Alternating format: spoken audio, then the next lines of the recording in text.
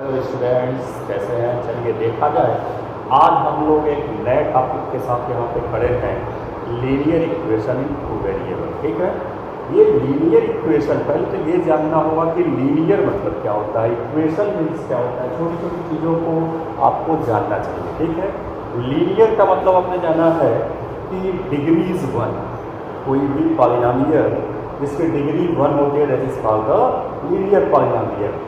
तो अगर लीनियर का मतलब आपको जानना है तो लीनियर मीन्स, लीनियर का मतलब हो गया डिग्री। डिग्री मतलब, degree means variable power, variables power, exponent जो भी कर लो, पावर एक्सपोनेंट क्या होना चाहिए, इक्वल टू। ठीक है, तो लीनियर होने का मतलब है डिग्री या वेरिएबल पावर क्या होना चाहिए, one, that is called the linear. Equation क्या होता है, what is equation? Equation any statement containing the equal sign, अगर कोई भी स्टेटमेंट में इक्वल साइन आपको दिख जाए that is called the equation, उसको इक्वेशन आप बोल सकते हैं। ठीक है, तो यहाँ पे जो चैप्टर का नाम है linear equation in two variable, तो ये तो क्लियर हो गया कि दो वेरिएबल ही आने वाले हैं, एक्स एंड वाई। ठीक है, तो चलिए अब स्टैंडर्ड फॉर्म आपको लिखते हैं, a1x plus b1y plus c1 equal to 0। ये एक linear equation in two variable का स्टैंडर्ड फॉर्म है। ठीक है, a1x y दो वेरिएबल आपको दिख रहा है, और यहाँ पे हम लोग जो चैप्टर ये 10th का है उसमें है pair of linear equation in two variable. तो एक और भी यहाँ पे सेंटेंस बोलने जा रहा है, it is pair of linear equation. ठीक है, पेयर का मतलब होता है दो, पेयर का मतलब टू होता है। तो a2x plus b2y plus c2 is equal to 0। ये तो है हमारा linear equation in two variable. इतना तो क्लियर हो गया कि what is linear equation in two variable. अब बात आती है कि linear equation in two variable को यहाँ पे हम लोग सॉल्व करेंगे, बस यही 10th में है कि इसको कैसे सॉल्व करेंगे, क्या करना है। तो सॉल्विंग के लिए जब हम लोग चलेंगे आगे, तो यहाँ पे लिखते हैं आपके मेथड्स के बारे में, methods to solve linear equation, pair of linear equation, pair of linear equation in two variables. Two variables के जो लीनियर इक्वेशन होते हैं उनको सॉल्व करने के मेथड्स। तो जो पहला मेथड है first, that is called the graphical method. Graphical method कहलाता है। ठीक है, मतलब इसमें हम जो सॉल्यूशन निकालते हैं, सॉल्व करने का मतलब क्या हुआ, अच्छा एक वर्ड आ रहा है सॉल्व। अब इसको सॉल्व करने का जो मीनिंग है that is find the value of, find the value of X and Y. X और वाई की वैल्यू निकालना है भाई, इसी को कहते हैं सॉल्व करना। उसकी वैल्यू निकाल लेना, दैट इज कॉल्ड कि हम उसको सॉल्व कर रहे हैं। ठीक है, तो यहाँ पे मैं था ग्राफिकल मेथड से सॉल्व करते हैं, ग्राफ बनाएंगे। ग्राफ बनाना आपने क्लास 9th में देखा है, नहीं क्लियर होगा यहाँ पे मैं बताऊंगा, 100% आपका क्लियर हो जाएगा। ठीक है, चलिए तो सेकेंड जो मेथड आता है वो है आपका सब्स्टिट्यूशन मेथड। सब्स्टिट्यूशन मेथड, जैसा कि नाम से ही लग रहा है सब्स्टिट्यूशन है, मतलब सब्स्टिट्यूट कर देना है, कुछ वैल्यू निकाला उसकी वैल्यू दूसरे में सब्स्टिट्यूट कर दिया। तीसरा है एलिमिनेशन मेथड।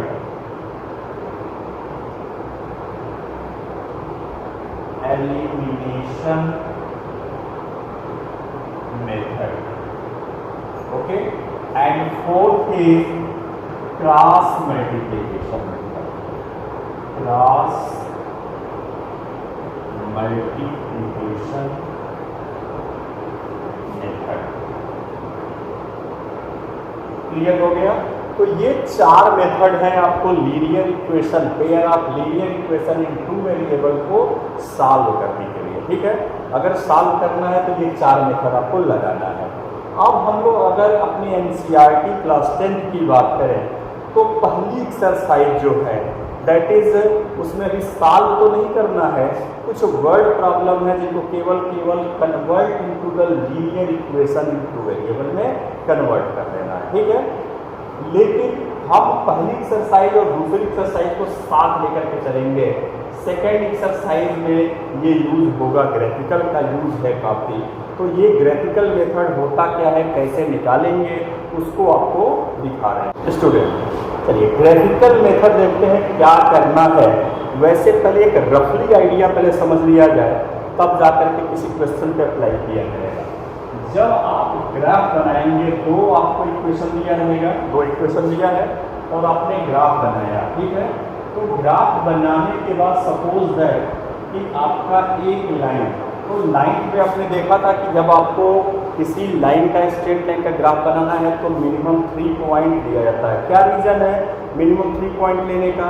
अगर आप 2 पॉइंट लेके बनाओगे तो ग्राफ गलत हो सकता है, कैलकुलेशन अगर आपका गलत हुआ तो वो लाइन कहीं का कहीं और चला जाएगा। लेकिन अगर आप 3 पॉइंट लोगे तो एक कोई गलत भी हुआ तो पता चलेगा कि जब आप स्केल लेकर के ज्वाइन करोगे तो एक स्ट्रेट लाइन बनना चाहिए, तो एक स्ट्रेट में नहीं आएगा, सीधा लाइन में नहीं आएगा, कोई पॉइंट इधर उधर हो जाएगा, तो पता चल जाएगा कि हम गलती क्या कर रहे हैं। ठीक है, तो 3 पॉइंट लेकर के चलिए, वहाँ की बात ये दूर है। यहाँ पे ग्राफिकल मेथड में जैसे आपने एक लाइन का ग्राफ बना लिया, this is your first line, कोई दूसरा लाइन है आपने ग्राफ बनाया, ये आपका सेकेंड लाइन है। तो ग्राफिकल मेथड से सॉल्व करने का मतलब है ये जहाँ पे दोनों लाइन कट करेंगे, इस कटिंग पॉइंट से हम परपेंडिकुलर ड्रा करके देख लेंगे। मान लीजिए यहाँ पे x की वैल्यू 1 2 3 है, यहाँ 4 आ रहा है, तो x इज इक्वल टू 4 आ गया। ठीक है, और यहाँ से y की वैल्यू देख लेंगे, तो y की वैल्यू सपोज दैट यहाँ से काउंट किए 1 2 3 4 5 आ रहा है, तो y इज इक्वल टू क्या हो गया 5 हो गया। तो ग्राफ बना करके सॉल्व करने का मतलब है x और y की वैल्यू निकालना, और वो वैल्यू आप कैसे निकालेंगे, जहाँ पे दोनों लाइन कट करेंगे तो कट करने के बाद जो आपको रिजल्ट मिलेगा x की वैल्यू y की वैल्यू ये है।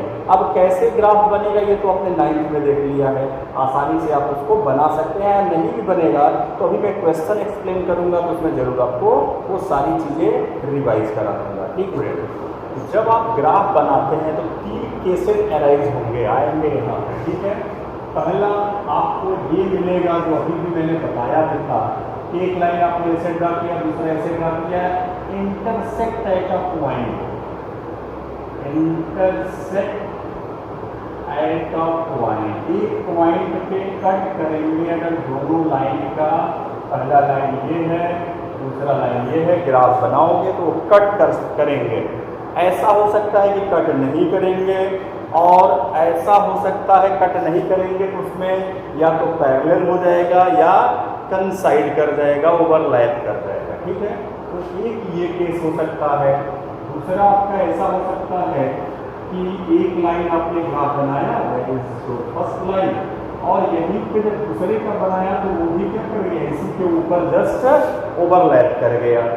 सेकेंड केस, और थर्ड एक केस आपका आएगा, वो यहाँ पे कर देते हैं कि एक लाइन का ग्राफ ये हो गया L1, और दूसरा भी लाइन आपने बनाया तो वो कुछ ऐसे चला गया, यानी दोनों लाइन क्या हो गए, L1 is parallel to L2, first line is parallel to the second line के पैरेलल हो गया। क्लियर? तो यही 3 केस आपको ग्राफ बनाने में आएगा। अब इन तीनों केसेस से रिलेटेड आपको बहुत सारे बोर्ड में क्वेश्चंस मिलते हैं, तो इसको ध्यान से समझना है, ध्यान से देखना है, क्योंकि ग्राफिकल मेथड से सॉल्व करके x और y निकालना वो तो केवल ये मेथड है, इसी से x और y निकलेगा, यहाँ पे नहीं मिलेगा। ठीक है, तो जब इंटरसेक्ट एट अ पॉइंट होता है तो इसको हम क्या बोलते हैं, यूनिक सॉल्यूशन। एकदम इसको याद रखिए, क्या बोलेंगे, यूनिक सॉल्यूशन। जब कंसाइड कर गया एक के ऊपर दूसरा लाइन ओवरलैप कर गया तो हर जगह कट कर रहा है ऐसे कहा जाए, तो इनफाइनाइटली मेनी सॉल्यूशन। कंसाइड के केस में इसको हम क्या बोलेंगे? कंसाइड means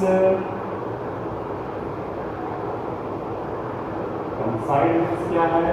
infinite many solution. Infinite many solution होंगे। ओके, कंसाइड कर गया इनफाइनाइटली मेनी सॉल्यूशन। और पैरेलल हो गया इस केस में हमारा क्या होगा? पैरेलल के केस में नो सॉल्यूशन, कोई सॉल्यूशन नहीं होगा। ठीक है, ये तीन चीजें एकदम क्लियर हो गई कि जब आप ग्राफिकल मेथड से सॉल्व करोगे तो x और y की वैल्यू तभी पॉसिबल है निकालना जब वो एक जगह पे इंटरसेक्ट करे। इंटरसेक्ट एट अ पॉइंट जिसको हम बोलते हैं यूनिक सॉल्यूशन यहाँ पे मिलेगा। और जब लाइन दूसरे लाइन पे ओवरलैप कर जाएगा तो उसको बोलते हैं कि पहली लाइन सेकेंड लाइन पे कंसाइड कर गया, यानी कि ओवरलैप कर गया, तो उस केस में इनफाइनाइटली मेनी सॉल्यूशन होंगे। और जब आप ग्राफ बनाए एक लाइन दूसरे लाइन के पैरेलल हो गया, उस केस में कहीं कट नहीं होगा, देयर इज नो सॉल्यूशन, वहाँ पे कोई सॉल्यूशन नहीं है। ठीक है, बात यहाँ तक क्लियर हो गई, एकदम यस है। तो आगे बढ़ते हैं। अब आपको क्या करना है कि इनके कुछ कंडीशंस आपको रखने हैं कि कंसिस्टेंट कब होता है। ये दो केस आप याद रखिए, यूनिक सॉल्यूशन और इनफाइनाइट सॉल्यूशन। ये दो केस दिख रहे हैं। सॉल्यूशन है ना, तो अगर सॉल्यूशन है तो उसको बोलते हैं कंसिस्टेंट। इसको क्या बोलते हैं? कंसिस्टेंट। कोई भी एक सॉल्यूशन हो या इनफाइनाइट सॉल्यूशन हो तो उस पूरे system of pair of linear equation को बोलेंगे क्या है? कंसिस्टेंट है। और अगर नो सॉल्यूशन है तो इसी केस में यही ऐसा केस है जिसमें हम क्या बोलते हैं? इसको बोलते हैं इनकंसिस्टेंट। क्लियर हो गई? तो क्वेश्चन ऐसे भी आपसे बना के पूछा जा सकता है कि चेक करिए कि दो पेयर ऑफ लीनियर इक्वेशन दिया हुआ है, इट इज कंसिस्टेंट और इनकंसिस्टेंट। ठीक है, तो कंसिस्टेंट के कंडीशन में यूनिक सॉल्यूशन है तो भी कंसिस्टेंट है, इनफाइनाइटली सॉल्यूशन है तो भी कंसिस्टेंट है, और अगर इनकंसिस्टेंट है तो क्या मतलब है? No solution. अब भाई बिना, ये तो ग्राफ की बात हो गई, ग्राफ से आप पहचान लोगे, लेकिन अगर ग्राफ न बनाना हो तो कैसे पहचानोगे? तो इसको आओ देखते हैं किस तरीके से किया जाए। स्टूडेंट, मैं ये कह रहा था जब ग्राफ नहीं बनाना होगा तब आप कैसे बताओगे कि इनफाइनाइट सॉल्यूशन है कि यूनिक सॉल्यूशन है कि नो सॉल्यूशन है, कैसे पहचानोगे? इसके लिए आपको ये रूल याद रखना होगा। फर्स्ट, अगर ऐसा कुछ केस आपको देखने को मिला कि a1/a2 is not equal to b1/a2, इसका इससे रेशियो a1/a2 का मतलब इन दोनों का रेशियो निकाल लेना। ठीक है, फिर b1/b2 का अलग रेशियो निकाल लेना। अगर ये दोनों रेशियो इक्वल नहीं आ रहे हैं, इट मीन्स क्या हो गया? इसका मतलब हो गया unique solution. This implies that ये यूनिक सॉल्यूशन के लिए कंडीशन है, आप चेक कर लेना। ठीक है, दूसरा कंडीशन क्या हो सकता है? इनफाइनाइट जिसमें, तो अगर ऐसा कुछ मिल गया कि a1/a2 equal to b1/b2 equal to c1/c2, तो दिस इंप्लाइज दैट। तो सेकेंड कंडीशन है कि अगर a1/a2 का रेशियो, b1/b2 का रेशियो और c1/c2 का रेशियो, तीनों रेशियो आपने निकाला, आपका क्वेश्चन दिया रहेगा, देखा तीनों के तीनों इक्वल आ रहे हैं, इसका मतलब है इट हैज इनफाइनाइट सॉल्यूशन। ये कौन सा केस है? Infinite solution. Infinite solution. और इन्हीं दोनों केस में तो आपने क्या कहा? यही दोनों केस हैं जिसको आप कहते हैं कि pair of linear equation in two variable is consistent. Consistent है इसी दो केस में। अदरवाइज वो थर्ड केस जो आएगा, if A1 by A2 equal to B1 by B2 but is not equal to C1 by C2, तो इस case में क्या होगा, अगर दो तो इक्वल आ गए A1 by A2 equal to B1 by B2 but तीसरे के इक्वल नहीं है, तो वो क्या कहलाएगा, नो सॉल्यूशन। इसी यही पैरेलल वाला केस है, ठीक है। तो ये क्या हो जाएगा, this implies that no solution. और जब नो सॉल्यूशन है तो उसी को हम क्या बोलते हैं, दिस मीन्स इनकॉन्सिस्टेंट। याद हो जाएगा कि नहीं आसानी से, ग्राफ से आपने देख लिया आसानी से, अगर cut at a point unique solution, कंसाइड कर गया, एक लाइन दूसरे लाइन के ऊपर आ गया, ओवरलैप कर गया, इनफाइनाइट सॉल्यूशन। और अगर दोनों लाइन पैरेलल हो गए, कहीं कोई कट नहीं कर रहे हैं, मिल नहीं रहे, दैट इज नो सॉल्यूशन, ठीक है। लेकिन उसी को अगर आप विदाउट ग्राफ भी चाहोगे तो यहाँ से देख करके बता दोगे इसका सॉल्यूशन है कि नहीं है। क्लियर? तो यहाँ तक की बात आपको क्लियर मुझे लग रहा है कि हो गया होगा। अब आपको एक्सरसाइज 3.1 और 3.2 आप इतने इंट्रोडक्शन से कर सकते हो, ठीक है। तो 3.1 के कुछ क्वेश्चन आपको दिखाते हैं और 3.2 के भी कुछ क्वेश्चन आपको करके